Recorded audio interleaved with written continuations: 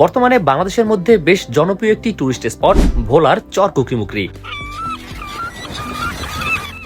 যেখানে আসলে চোখে পড়বে ম্যানগ্রোভ বন, বন্য হরিণ, বানর ও জংলি মহিষ সহ আরো বিভিন্ন পশু পাখি, যা আপনাকে হুবহু সুন্দরবনের ফিল দিবে। এছাড়াও চর কুকরিমুকরিতে আরো অনেক সৌন্দর্যপূর্ণ স্থান রয়েছে বিচের পাড়ে ক্যাম্পিং করার সুযোগ, সেই সাথে রাতের বেলা বারবিকিউর আয়োজন, ভোরবেলা সূর্য ওঠার দৃশ্য, বিকেলবেলা হাউস বোটে ভ্রমণ সহ এখানে আসা যাওয়া, খাওয়া থাকা সবকিছুর বিস্তারিত তুলে ধরবো আজকের এই ভিডিওতে। সকাল 10টার আগ মুহূর্তে আমি চলে এসেছি ভোলা জেলার চরফ্যাশন উপজেলার কসোপিয়া লঞ্চ ঘাটে, যেই ঘাট থেকে চর কুকরিমুকরি, চর হেয়ার, ঢাল চর, চর মমতাজ থেকে শুরু করে আরো বিভিন্ন জায়গায় ট্রলার চলে যায়। যেহেতু আমি চর কুকরি যাব, সেক্ষেত্রে সকাল 10টার ট্রলারটাই আমি উঠে পড়ব। আপনারা চাইলে ঘাট থেকে স্পিডবোট রিজার্ভ নিয়েও কিন্তু কুকরিতে যেতে পারবেন।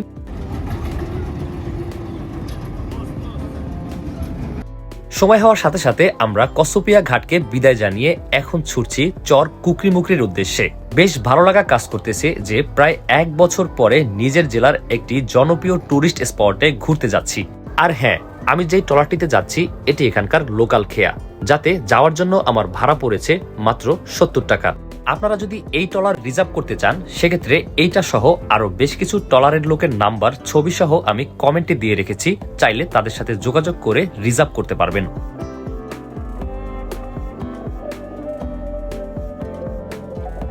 কিছুক্ষণের মধ্যেই আমরা একটা খালের কাছে চলে এসেছি, আর এই খালটি পাড়ি দেওয়া শেষ হলেই আমরা চর কুকরিমুকরিতে পৌঁছে যাব। তবে এখানেই লুকিয়ে রয়েছে আসল সৌন্দর্য। দেখতে পাচ্ছেন খাল পাড়ি দিচ্ছে বন্য মহিষ। আসলে এই মহিষগুলো বনের মধ্যেই পালন করা হয়ে থাকে। প্রতিটি মহিষের পালের সাথে 2-1 জন করে লোক থাকে, আর তারাই এই মহিষগুলোকে দেখভাল করে। চলতে চলতে আমরা খালের এমন একটি জায়গায় পৌঁছে গিয়েছি যার দুপাশেই রয়েছে বন, আর মাঝখানে এই ছোট্ট খাল দিয়েই চলছে আমাদের এই খেয়া নৌকাটি। হঠাৎ করে কেন জানি মনে হচ্ছে আমি সুন্দরবনে রয়েছি। আসলে এই খালটি এমন একটি স্থান যেখানে ভাগ্যে থাকলে আপনি হরিণও দেখতে পারেন, অথবা বানরের সাথেও দেখা হতে পারে। তবে এখানে বাঘ এবং কুমির নেই। কুকরিমুকরি যাওয়ার পথে এই জায়গাটা সবচেয়ে বেস্ট একটি জায়গা, যেখানে সুন্দরবনের ফিল পাওয়া যায়। আমরা যেই খালে রয়েছি, এই খালটা কিন্তু বেশ সুন্দর, আর এখানে আপনি ভাগ্যে থাকলে বানরও দেখতে পারবেন, হরিণও দেখতে পারবেন। বাট আমরা সেই অপেক্ষাতেই এখন আছি। প্রায় 1 ঘন্টা ধরে ট্রলারে থাকার পর অবশেষে আমরা চর কুকরিমুকরি লঞ্চ ঘাটে পৌঁছে গিয়েছি। আর দেরি না করে ঘাটে আসার পরই নেমে যাব। এইদিকে এখানকার স্থানীয় ছোট ভাই রাকিব আমাকে রিসিভ করতে ঘাটে চলে এসেছে, আর ওর সাথেই আমরা এখন চলে যাব এখানকার সবচেয়ে বেস্ট একটি স্পট, নারিকেল বাগানে। ট্রলার থেকে নামার পর এখানকার স্থানীয় অটো ড্রাইভার লোকমান ভাইকে নিয়ে যাচ্ছি ডাকাতিয়া খালের উদ্দেশ্যে। আসলে সেই ডাকাতিয়া খাল থেকেই আমরা নারিকেল বাগানের উদ্দেশ্যে পাড়ি জমাবো। আপনাদের সুবিধার্থে এই অটো চালক লোকমান ভাইয়ের নাম্বারও আমি দিয়ে দিয়েছি কমেন্ট বক্সে। তো ফাইনালি হচ্ছে আমি ডাকাতিয়া খালে চলে এসেছি, আর ডাকাতিয়া খালটা হচ্ছে সামনে, ওইদিকে সূর্য যেন দেখাতে পারতেছি না, ব্যাকগ্রাউন্ডে দেখাবো। আর এখান থেকে হচ্ছে আমাদের একটা বাগানের মধ্যে দিয়ে তারপরে হচ্ছে যেতে হবে সেই মেইন স্পটে, যেটা বনের মধ্যে এই উঁচু রাস্তা ধরে আমরা যাচ্ছি ক্যাম্পিং পয়েন্টে। আর এই রাস্তাটা কিন্তু সম্পূর্ণরূপে সুন্দরবনের মতোই লাগে। সুন্দরবনেও কিন্তু এইরকম রাস্তা রয়েছে, যেখানে দুপাশে বনযুক্ত এই স্থানটি ছবি ও ভিডিও করার জন্য বেশ উপযুক্ত একটি জায়গা। রাস্তা পাড়ি দিয়ে আমি এখন খালের কাছে চলে এসেছি, আর এখান থেকে নৌকা পাড়িয়ে আমাদের ওই পারে যেতে হবে। দেরি না করে নৌকায় উঠে জনপ্রতি 10 টাকা ভাড়া গুনে আমরা অবশেষে এই পারে পৌঁছে গিয়েছি। আর এখন সরাসরি চলে যাব আমরা বিচের কাছে। এখন যে জায়গা দিয়ে হাঁটছি এটা হচ্ছে পিকনিক স্পট, যদিও একটু পরে এখানকার বেশ কিছু জায়গা আমি আপনাদেরকে আলাদাভাবে দেখাবো। আসসালামু আলাইকুম। আসসালামু আলাইকুম। ওয়ালাইকুম আসসালাম, কেমন আছেন? কোন জায়গা থেকে আসছো তোমরা? ও, কসোপিয়া থেকে। ও আচ্ছা। অবশেষে ক্যাম্পিং এরিয়ায় পৌঁছে গিয়েছি, আর সামনেই ছোট ভাই নাইম আমাকে রিসিভ করতে চলে এসেছে। আসলে নাইম হচ্ছে আমার খুব কাছের একটি ছোট ভাই, আর ও আগে থেকেই আমাদের জন্য তাঁবু ম্যানেজ করে রেখেছে। আর সামনেই যেই তাঁবুটা দেখতে পাচ্ছেন, এটার মধ্যেই হচ্ছে আমরা থাকবো। এটা হচ্ছে আমাদের তাঁবু, অনেক বড়। তো এই হচ্ছে নাইম, ও ছোট ভাই, ও হচ্ছে ভিডিও তৈরি করে। আর এই চর কুকিমুখিতে ওর হচ্ছে একটা তাঁবুর বিজনেস আছে, যেখানে যারা টুরিস্টরা চর কুকিমুখিতে যদি আসে তাহলে অবশ্যই নাইমের সাথে যোগাযোগ করে তাঁবু বুকিং করতে পারবে। আর নাইম আমার খুবই কাছের একটি ছোট ভাই এবং বিশ্বস্ত একজন মানুষ। ঠিক আছে, আমি কুকিতে আসার পরে নাইমের কাছেই এখন বেশিরভাগই আমার থাকা হয়।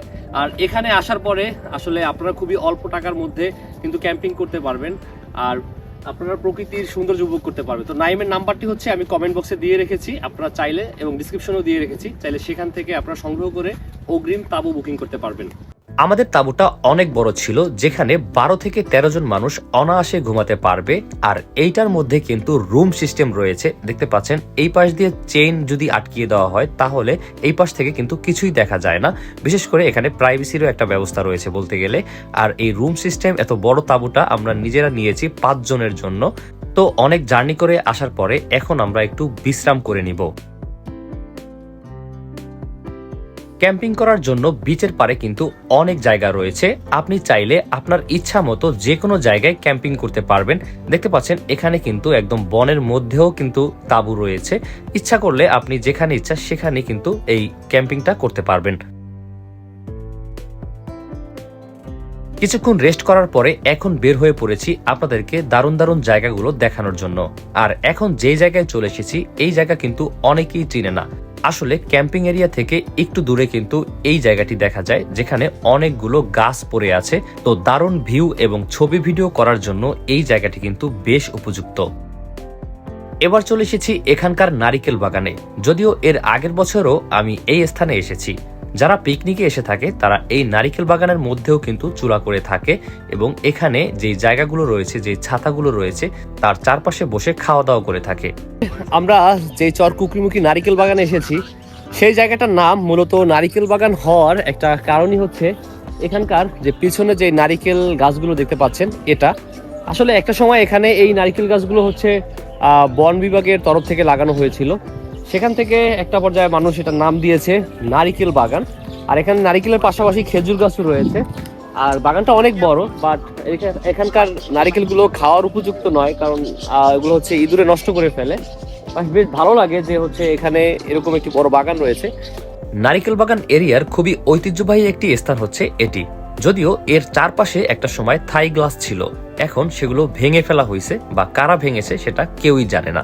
তবে গ্লাসগুলো থাকলে অনেক ভালো হতো, কিন্তু তারপরও এই জায়গার একটি ঐতিহ্য বহন করতেছে এই ভবনটি, যেখানে দাঁড়িয়ে চারপাশের সৌন্দর্যটা বেশ ভালোভাবে দেখা যায়। দুপুরের খাওয়া দাওয়া শেষ করে আমরা জঙ্গলের মধ্যেই হ্যামক টানিয়ে দিচ্ছি, আর এখানেই বিশ্রাম করা শুরু করে দিয়েছি। আপনারাও কিন্তু চাইলে এখানে এসে ক্যাম্পিং করে হ্যামকে দুলে দুলে এই চারপাশের সৌন্দর্যটা দেখতে পারবেন। এবার আমরা বের হয়ে পড়েছি এখানকার কালীর চর নামক একটি চর ভিজিট করার জন্য।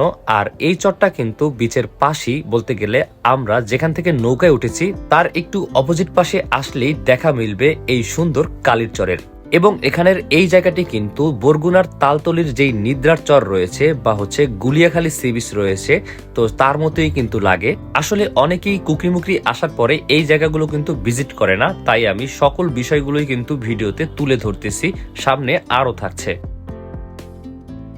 বিকেল হওয়ার পরে আমরা ভিন্ন কিছু জায়গায় যাওয়ার জন্য রেডি হয়েছি। তবে তার আগে বিচের সামনে এই জায়গায় একটু শুয়ে শুয়ে আছে আমি এখানকার দারুণ দারুণ সৌন্দর্যগুলো দেখছি। আপনারাও কিন্তু এখানে আসলে এই বেঞ্চে বসে কিন্তু এই জায়গাটা ভালোভাবে দেখতে পারবেন। আসলে এই চর কুকিমুখির বিচে এরকম অসংখ্য হচ্ছে বেঞ্চ রয়েছে, যেখানে রিল্যাক্সে বসে আপনার সমুদ্র দেখা যায়। বন্ধুরা চলুন এবার আপনাদেরকে জানিয়ে দেই এখানে কি কি সুযোগ সুবিধা আপনারা পাবেন। বিচে আসলে প্রথমত আপনারা গ্রামীণ সিম নিয়ে আসবেন, আর গ্রামীণ সিম ছাড়া অন্য সিমে কিন্তু এখানে নেটওয়ার্ক পায় না। এছাড়াও বিচের পারে অনেকগুলো দোকান রয়েছে, যেখানে বিভিন্ন খাবার দাবার আপনারা পেয়ে যাবেন। সকালের নাস্তা থেকে শুরু করে দুপুরের ভাত সবকিছুই কিন্তু এখানে বিক্রি হয়ে থাকে। যদিও অন্য জায়গার থেকে এখানে দামটা একটু বেশি, কারণ এই জায়গায় মালামাল আনতে অনেক কষ্ট হয়ে থাকে এবং খরচ হয়ে থাকে। এবং আরো গুরুত্বপূর্ণ বিষয় হয়েছে এখানে 3টা পাকা টয়লেট রয়েছে আর একটি টিউবওয়েল রয়েছে। এখানে কি কি পাওয়া যেতে পারে, বা আপনাদের এখানে খাবারের সময় আপনারা কি অর্ডার নিয়ে থাকেন কিনা? অবশ্যই আমরা আগে অর্ডার নিয়ে থাকি। অর্ডার নিয়ে হইলে আমরা এটা অ্যারেঞ্জ করে রাখি, ওটা কি খাবে এটাকে জানাইলে আমরা ব্যবস্থা করে রাখি। আর হলো আমাদের এদিকে পাওয়া যাবে আপনার দেশি হাঁস, দেশি মুরগি, আর হলো আপনার কোরাল মাছ আর ইলিশ মাছ, আর যে অন্য কোনো মাছ পাওয়া গেলে ওগুলো আমরা অ্যারেঞ্জ করি।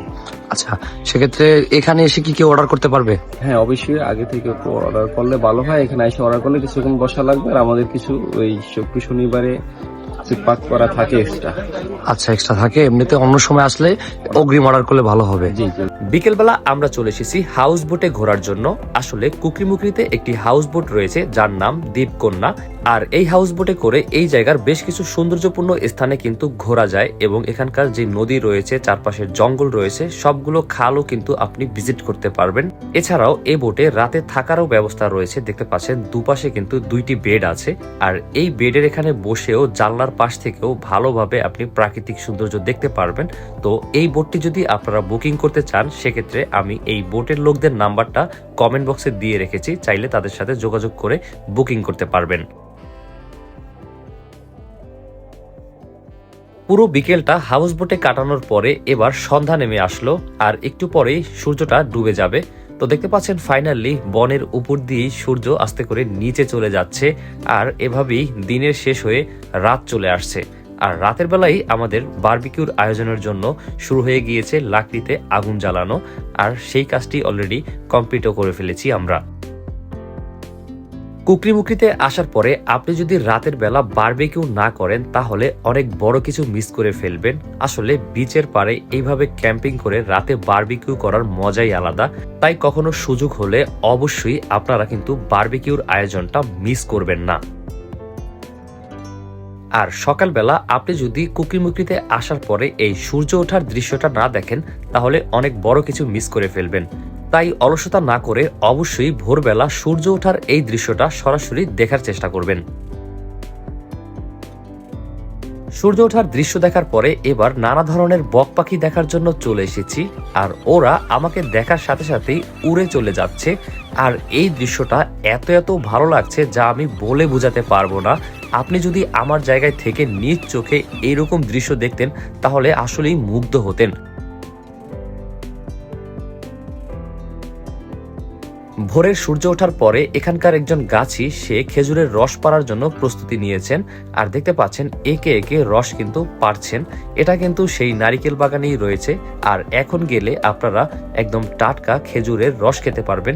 যদিও বর্তমানে খেজুরের রস একটু প্রবলেম, তাই আমি সেটা খাইনি।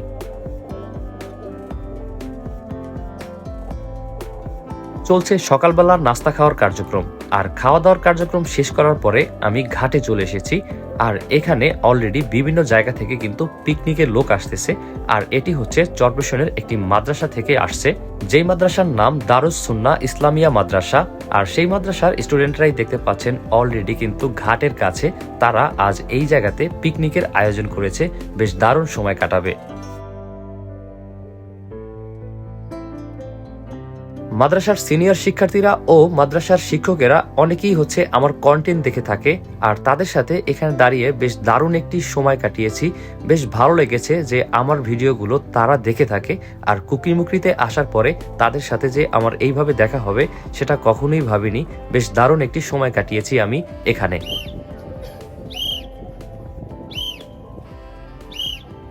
কুকরিমুকরিতে প্রতিদিন অনেক হচ্ছে টুরিস্ট আসে, এবং পাশাপাশি অনেকে একদিনের জন্য পিকনিক করে যায় বিভিন্ন প্রতিষ্ঠান থেকে, স্কুল, মাদ্রাসা বা অফিস থেকে। এখানে হচ্ছে প্রায় 300 মানুষ আসবে আজকে। 300 মানুষের অ্যারেঞ্জমেন্ট চলতেছে। 2 দিনের এই ট্যুর শেষ করে আজ আমার বিদায়ের পালা। আর যাওয়ার পথেই ভোলার বোরহানুদ্দিনের কিছু ভাইদের সাথে দেখা হয়ে গিয়েছে, আর তাদের সাথে বেশ দারুণ একটি সময় কাটানোর পরে এবার আমি চলে এসেছি কুকরিমুকরি লঞ্চ ঘাটে, আর চলে যাচ্ছি এই চর কুকরিমুকরিকে বিদায় জানিয়ে আবার নিজের শহরে। চর কুকরি নিয়ে আমার আরো বেশ কিছু ভিন্ন ধরনের ভিডিও রয়েছে, সেই ভিডিওগুলো আপনারা পেয়ে যাবেন খুব শীঘ্রই। ততক্ষণ কলমিজনের সাথেই থাকুন, ভালো থাকবেন সবাই। দেখা হবে নতুন ভিডিওতে। আল্লাহ হাফেজ।